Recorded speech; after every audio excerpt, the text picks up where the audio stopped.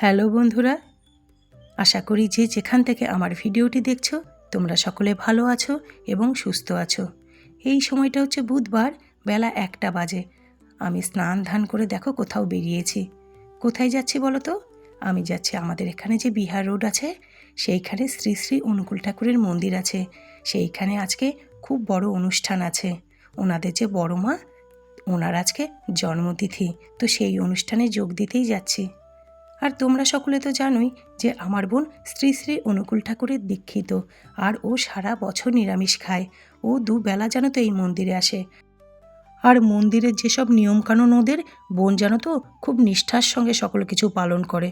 ও গতকালকেই জানো তো আমাকে বলে দিয়েছিল, দিদি তুই কিন্তু 12:30টার মধ্যে চলে আসবি, আগে পুজো টুজো দেখবি, তারপর ভোগ খেয়ে বাড়িতে যাবি। কিন্তু আমার সেই দেরিই হয়ে গেল। কি করব, কাজ সারতে সারতে দেরি হলো, আর তারপর দুপুরবেলা যেহেতু টোটো পেতেও জানো তো একটু টাইম লাগলো।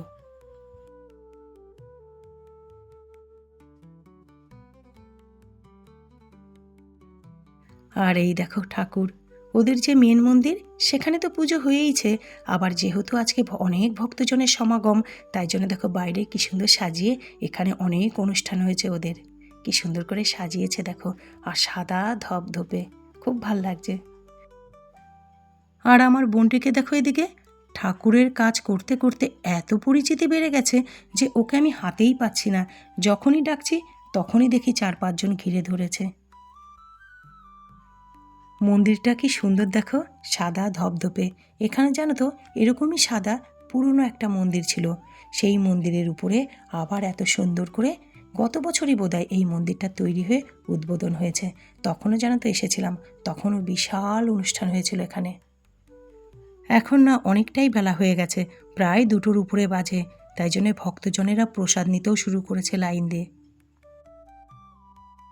প্রচুর লোকের সমাবেশ আর খুব সুন্দর, কিন্তু আমার না একটু দেরি হয়ে গেল বন্ধুরা। বোন বলেছিল 12:30টার মন নাগাদ আসতে, কিন্তু আমার দেরি হয়ে গেল। যাই হোক, তার জন্য কি বলতো, আমি পুজো টুজো কিচ্ছু দেখতে পারিনি, কীর্তন কিচ্ছু দেখতে পারিনি, শেষ হয়ে গেছে। তার মধ্যে আবার টোটো পেতেও দেরি হলো। দেখেছি আগে এসে, তবু আমি দেখতাম, কিন্তু বন্ধ হয়ে গেছে। আবার আবার বিকেলে খুলবো।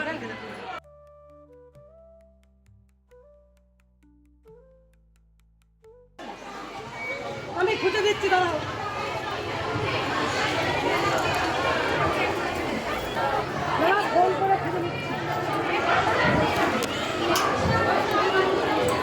শুভ্রাও তো এই ঠাকুরেরই দীক্ষিত। আমি জানি ও ওখানে এসেছে, ওর সাথে আমার কথা হয়েছে। আর তাছাড়া বোনও বলল ও এসেছে। ওকে জানো তো আমি ভিড়ের মধ্যে অনেকক্ষণ ধরে খোঁজার চেষ্টা করছিলাম। বলছি তোকে তো ভালোই লাগছে দেখতে, গয়না গাঠি পরে একদম।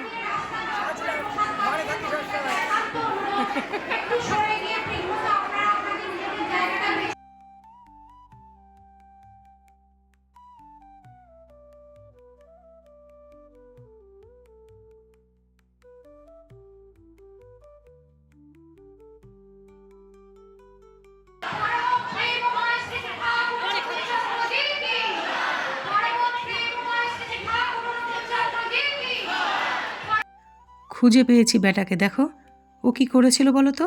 প্রথমের দিকে লাইন দিয়ে না খেতে চলে গেছিল, ওর নাকি খিদে পেয়ে গেছিল, তাই জন্যই পাচ্ছিলাম না এতক্ষণ খুঁজে।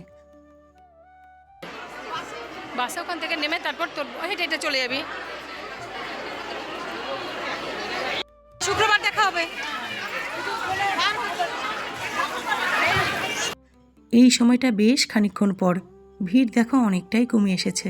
বোন আগেই বলে রেখেছিল, দিদি একটু ভিড়টা কমুক, তারপর প্রসাদ খেতে যাব, শান্তি মতো প্রসাদ নিতে পারবো।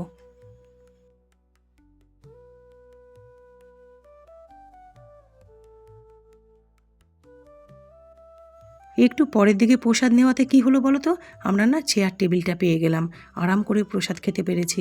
আর প্রসাদে কী কী আছে, পাঁপড়, আমের চাটনি, সকল সবজি দিয়ে ডালিয়ার খিচুড়ি আর ডালিয়ার পায়েস।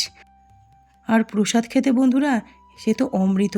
এর আগেও জানো তো এনাদের প্রসাদ খেয়েছি, প্রতিবারই ভীষণ ভালো হয় প্রসাদ।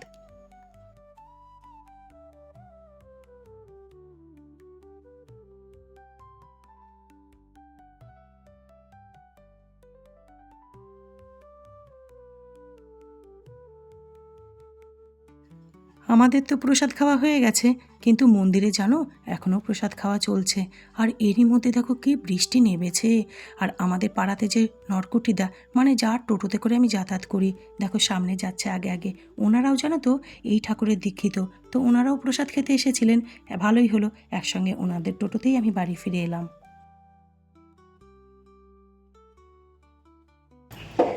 গতকালকের পর আজ বৃহস্পতিবার, আর বেলা জানো তো 12:30 বেজে গেছে।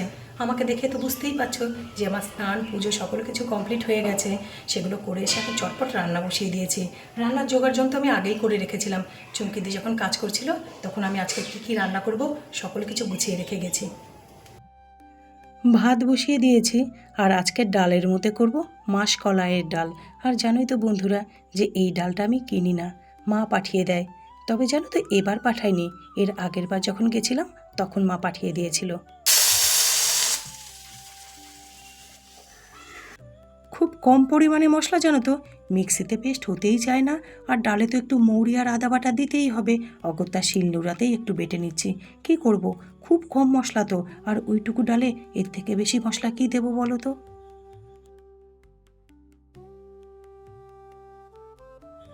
কেন জানি না বন্ধুরা, আমরা যতই বাজার থেকে খাবারের জন্য দামি দামি জিনিস আনি না কেন, এই ঘরের জিনিসের টেস্ট না একটা আলাদা রকম।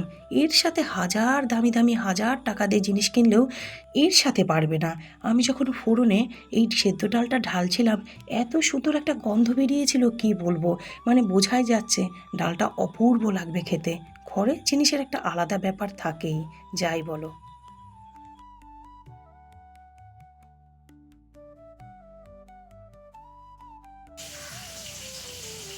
রান্না করতে করতে না মনে হলো যে তেলই তো ঢালিনি তেলের কন্টেনারে। এই যে তেলের প্যাকেট কাটছি, কন্টেনারটা না আমি ভালো করে মেজে নিলাম এক্ষুনি। তোমাদের সঙ্গে শেয়ার করা হলো না, কিন্তু ভালো করে মেজে পরিষ্কার করে তারপর রাখছি। গতকাল রাতে জানো তো সেদ্ধ ভাত করেছিলাম। আমি তো দুপুরবেলা ভোগ খেয়েই এসেছিলাম মন্দির থেকে। রাতে বরকে বললাম কি করব বলো তো। বললো এত রাতে কি করবে, সেদ্ধ ভাত করো। সেই মতো জানো তো আলু সেদ্ধ, পটল সেদ্ধ, কাঁকরোল সেদ্ধ দিয়ে ভাত করেছিলাম, ডিম সেদ্ধ করেছিলাম, আর সাথে পোস্ত বেটেছিলাম। আর তখনই জানো তো আজকে ভেবেই রেখেছিলাম যে একটু পটল আলু পোস্ত করব, তাই জন্য একটু বেশি করেই পোস্ত বেটে রেখেছিলাম। কি বলো তো, ওই রাতে ওইটুকু পোস্ত না মিক্সিতে হতো না, সেই শিলনোড়াতে বাটতে হতো। তাই জন্যে আজকে যেহেতু পোস্তটা আমি করবই, একটু বেশি করেই না পোস্তটা বেটে রেখেছিলাম। আজকে রান্না করতে কত সুবিধা হলো বলো তো, নইলে আবার পোস্ত আমাকে এখন ভিজিয়ে রেখে বাটতে হতো। মিক্সিতেই বাটি, সেটা তো আমাকে করতে হতো বলো। আজ রান্না করব বোয়াল মাছের টকটকে ঝোল। বর সকালে বাজারে গেছিলো, বাজার থেকে একদম টাটকা বোয়াল মাছ নিয়ে এসেছে। তোমরা দেখে বুঝতেই পারছো মাছটা কতটা টাটকা। আমি বন্ধুরা আগেই বলেছি না, আমাদের এখানে যে ডিভিসি আছে সেখানকার মাছ ভীষণ সুন্দর, ভীষণ সুস্বাদু, আর পুরো টাটকা থাকে। সে আর বোয়াল, রুই, কাতলা বা ছোটো মাছ যেই মাছই হোক ভীষণ ফ্রেশ থাকে।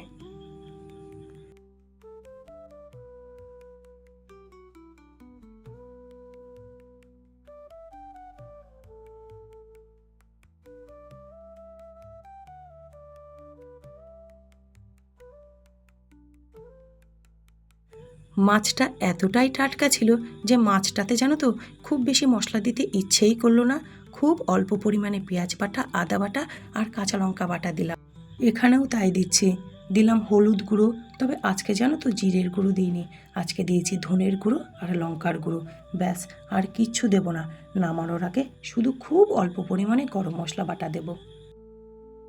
আজকে ভাবলাম গরম মশলাটা না শিলে বেটে দিই, তার কারণ শিলটা তো পাতাই আছে। নইলে কি করতাম বলো তো, ওইটুকু গরম মশলা বাটার জন্য আবার শিল বার করব। কি করতাম, হয় গরম মশলার গুঁড়ো দিয়ে দিতাম, আর না হলে কিচেন হামানদিস্তাটাতে অল্প পরিমাণ গরম মশলা তো সেটা থেতো করে দিয়ে দিতাম।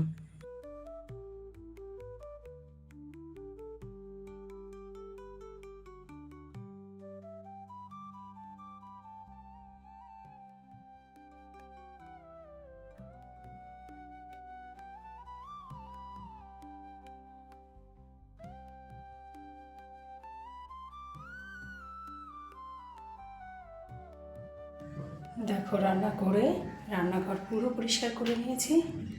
দেখো পুরো গুছিয়ে পরিষ্কার করে নিয়েছি।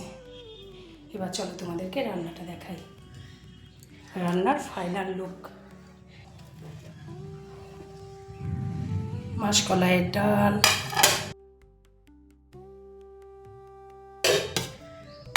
আলু পটল পোস্ত,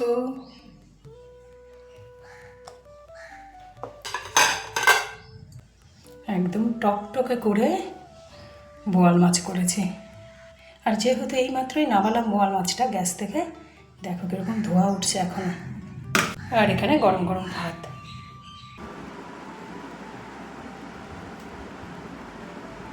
আজকের রান্নাগুলো একদম অপূর্ব হয়েছে। মাসকলাইয়ের ডাল দিয়ে পোস্তটা খেতে যা লাগছে না, বড় খুব ভালো খাবে।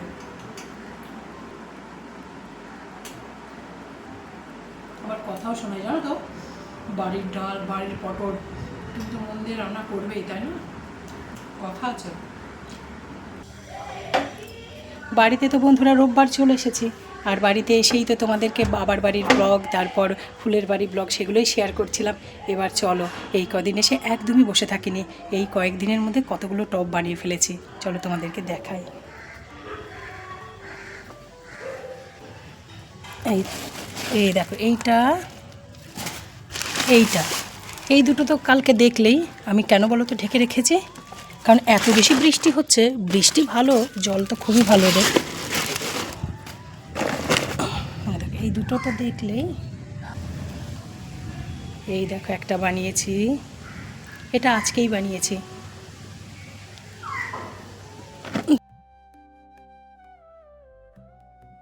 এই দেখো একটা, আর এটা আজকে বসিয়েছে। এই দেখো, ওই বৃষ্টির জন্যই ঢেকে রেখেছি। তাও দেখলে 5খানা টব কমপ্লিট হয়ে গেছে বানানো, যদিও 4টে কমপ্লিট হয়েছে, আরেকটা ছাঁচে রাখা আছে। দেখা যাক কালকে ওটা আবার বার করার সময় ঠিকঠাক বেরোয় কিনা।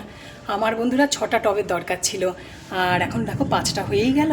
আর যা সিমেন্ট বালি আছে তাইতে জানো তো আরও 2টো হয়ে যাবে। মোটামুটি আমার যা টব দরকার ছিল তার থেকে বেশি টব বানিয়ে ফেলতে পারবো। বন্ধুরা, এবার তো টাটা করার সময় হয়ে গেছে। তোমাদের সকলের সঙ্গে আমার আবার দেখা হবে নতুন একটি ব্লগের সঙ্গে। ততক্ষণ ভালো থেকো, সুস্থ থেকো, বাই।